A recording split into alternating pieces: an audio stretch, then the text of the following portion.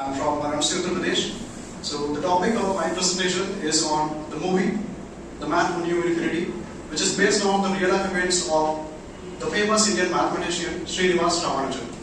So before I start my presentation, first of all I would like to show my gratitude towards Amit sir and all of you for giving me the opportunity to bring something on board. So the story starts from the 20th century in the 1941 in Madras, where there was a man named Ramanujan. At that time, the British government were ruling over India. Ramanujan was not highly educated and he did not even have a degree, but he was fond of mathematics. He loved to find the meaningful patterns between the numbers and try to find the meaningful patterns between the numbers. And he often used to go to the temple and try to solve the mathematical theories on the floors of the temple. But he needed a job because he was married and he has to take care of his family. So, in order to get a job, he went to somewhere and showed his mathematical researches. So, showed his own mathematical researches to a man who was British. The British man said that you are unemployed and you don't have a degree. So, we will give you a recommendation. But Ramanujan said, I already have the recommendation. The thing I need from you is a job because I am married and I have to take care of my family. But the British man insulted Ramanujan and refused to take his work.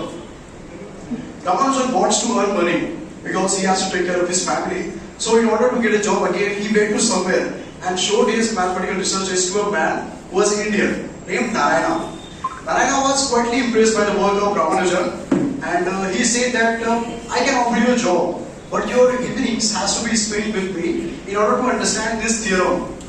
Then Narayana took Ramanujan to his boss who was British, who was named Francis. Initially, the Francis did not show the interest in Ramanujan's work, but Ramanujan further said that I am very good with the numbers and my mathematical theories can never be wrong. And he further said that you might now see me as an ordinary class, but I promise you will soon remain to see me a diamond in me. Then the Francis likes the positive attitude of Ramanujan and he offers him a job as a clerk. While working over there as a clerk, he was not using the calculator. The calculator at that time was known as abacus. When Narayana saw that the Ramanujan is not using the calculator or abacus, he asked why he is not using this instrument. Then Ramanujan said that I can calculate even more faster than this in my head, than this abacus. Then Narayana rechecked the answer or cross-checked the answer and he got perfect answer. Then he was quite impressed and after working few days over there, his boss Francis came to know that Ramanujan is a milestone. He is a brilliant guy and intelligent guy. And he said that I will introduce your work outside of India too. When Ramanujan came to know that he may get a chance to go outside of India for his research, he told this news about, to his family. Firstly, his wife became happy, but his mother did not become happy because she did not want Ramanujan to go outside of India. Because at that time of Indian culture in 1941, there was a tradition that Brahman should never cross the sea or Brahman should never leave their country. That was against their culture. And then after, the Ramanujan sends few of his copy of his work to England, to G.H. Hardy, who was also a professor, mathematician in Cambridge University. When G.H. Hardy and Littlewood was associate of G.H. Hardy, saw the work of Ramanujan, they were quietly impressed by the work of Ramanujan and they immediately invited him to come to England for the further researches. When then Ramanujan received the letter that he is going to England for the further researches, but he was not sure whether he should go or not because his mother was against him, and if he chose to go to England, he has to go against his mother's decision. Then he discussed this matter with Narayana. Then Narayana said that your work should not die with yourself. You have to publish your work and the world has to know about this mathematical researches. Then Ramanujan finally decides that he will go to England. Then he asked his wife to cut his ponytail or hair. So today, cutting the ponytail or hair is not so big deal. But at the time of Indian culture in 1941 or the beginning of the 20th century, the Brahman never cut their ponytail or hair. That was against their culture. But Ramanujan decides that he will go to India and he has to do it. Then his wife cut his hair, and when his mother saw his hair, she was very disappointed because that was against their culture. She told him that nobody would talk to us, nobody talk to our children, and nobody would marry to our children. And they will get the banishment from the village. But Ramanujan finally convinced his mother that he has to follow his passion. He has to, make the researches outside of India. Then Ramanujan finally convinced his mother, and at last his mother supported him. So when he was about to leave India, his mother told him that never pollute yourself with your food, and never pollute yourself with their culture, and don't forget your prayer. Thereafter, Ramanujan left India and finally reached to the Cambridge University in England. When he reached over there, he met to Littlewood. Littlewood was also was an associate of G.H. Hardy. Then Littlewood invited Ramanujan in the university and also showed him the exact tree under which the Newton sat with the apple fell on his head, and he invented gravity.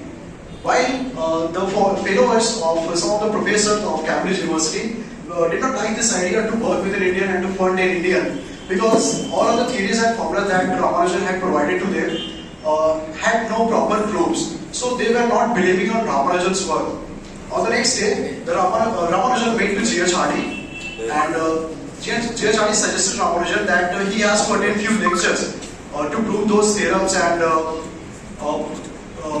theories, because Ramanujan has said them only few theories and formulas, not just the proofs. Then Ramanujan said that the work that I had said to you was just a sample of my work. I still have to show my prime work. Then he brought two other books, and when G.H. Hardy and Littlewood saw those two books, they was quietly impressed by the Ramanujan's work. But they also want that Ramanujan should attend the lecture.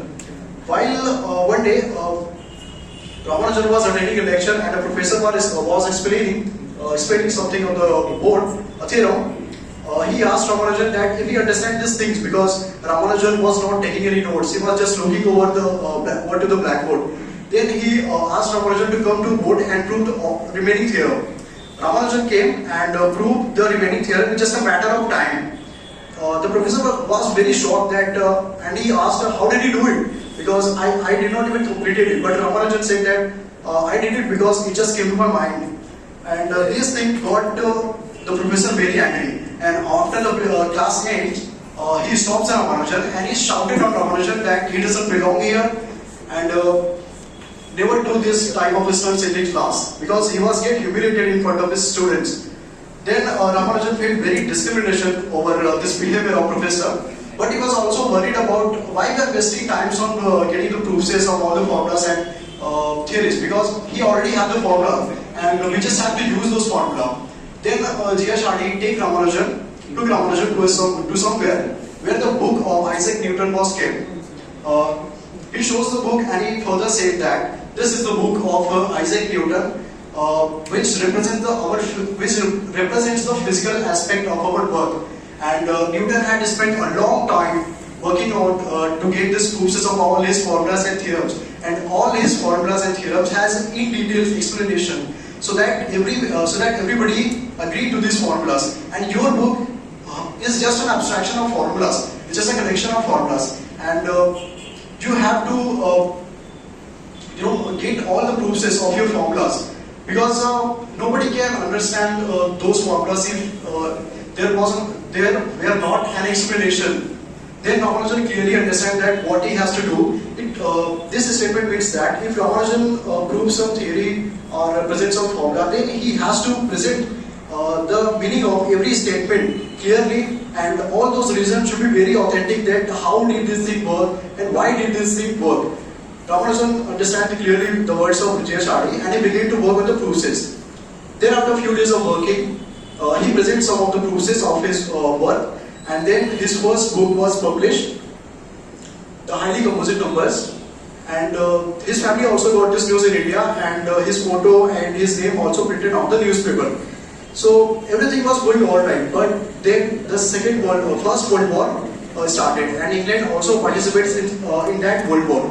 So those times were so difficult for Ramanujan, because Ramanujan faced many problems that he often get bullied and beaten by local police, and some of the professors of Cambridge University never supported him, and he did not got to receive the letters from his family because of the war.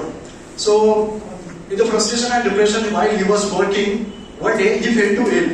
Then he checked up to the doctor, and the doctor said that you have an tuberculosis disease, and you have to hospitalize yourself as soon as possible, because you have no more time to live, more than by 1 year or 2 years. Ramanujan felt very disappointed, and he just thought that if he dies, all his work will be wasted. And in the frustration and depression, he went to a railway station and jumped before the train in order to end his life. But the conductor of the train saw the Ramanujan at the right time and stops the train.